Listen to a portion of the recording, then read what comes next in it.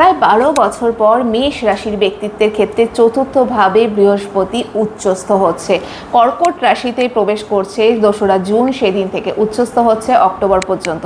তো সেখানে সর্বপ্রথম যেটা ইন্ডিকেশন দিচ্ছে, চতুর্থ ভাব আমাদের মানসিক সুখ, মায়ের থেকে সুখ, নিজের কমফোর্ট জোন, আমাদের যদি দেখি প্রপার্টি বা সেক্ষেত্রে বাহন কেনা বেচার ক্ষেত্রে কিন্তু জুপিটারের ভূমিকা অনবদ্য। যে কোনো বড় কিছু করার জন্যই আমাদের প্রয়োজন হয় কাকে? গুরুকে।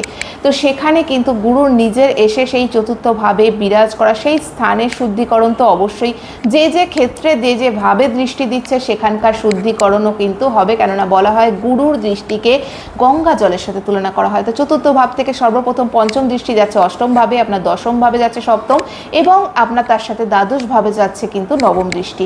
তো যে স্থানে দৃষ্টি যাচ্ছে সেই সমস্ত স্থানের জন্য অবশ্যই শুদ্ধিকরণ নিয়ে আসবে। সর্বপ্রথম যেখানে দিচ্ছে অষ্টম ভাবে, কোনো প্যারেন্টাল প্রপার্টি, কোনো প্রপার্টি নিয়ে কোনো মামলা মোকদ্দমা চলছিল সেখান থেকে বেরিয়ে আসা, যারা রিসার্চ করতে চাইছেন, যে সমস্ত স্টুডেন্টরা, তাদের জন্য ভালো সময়। স্টুডেন্টসদের জন্য পড়াশোনায় মনোসংযোগ বৃদ্ধি পাবে এবং মানে একটা ধীর স্থির ভাব আসবে। মানসিক সুখ যদি আপনার কোথাও কমতি লাগছিল সেটা কিন্তু বৃদ্ধি পাবে।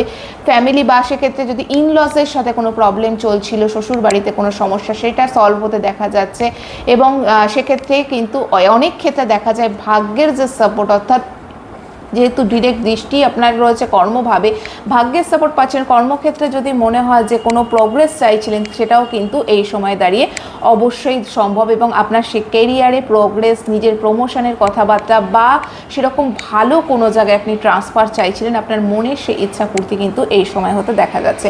এবং আরও যে বিশেষ দিক সেটা হলো ফ্যামিলিতে বৃদ্ধি, অর্থাৎ কারোর যদি বিবাহের কথাবার্তা বা কেউ চাইছিলেন এগিয়ে নিয়ে যেতে, বাড়িতে নতুন কোনো ব্যক্তির প্রবেশ, সেটা বিবাহ হতে পারে বা অন্য কোনো ব্যক্তি আপনার ফ্যামিলিতে আগমন হতে পারে, বা সন্তানও কিন্তু সেক্ষেত্রে যারা চেষ্টা করছিলেন সন্তানের জন্য সেটাও পসিবল।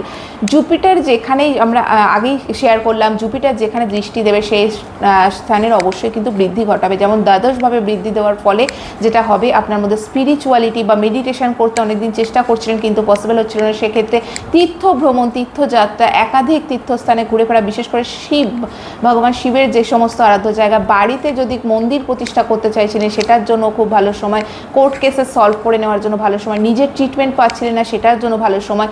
জুপিটার মোট কথা এই সময় দাঁড়িয়ে আপনার আগামী 12 বছরের পরিকল্পনা আপনি এখান থেকেই করে ফেলতে পারবেন। সেই রকম ধরনের কিন্তু পসিবিলিটিস সমস্ত দেখা যাচ্ছে মেষের ক্ষেত্রে।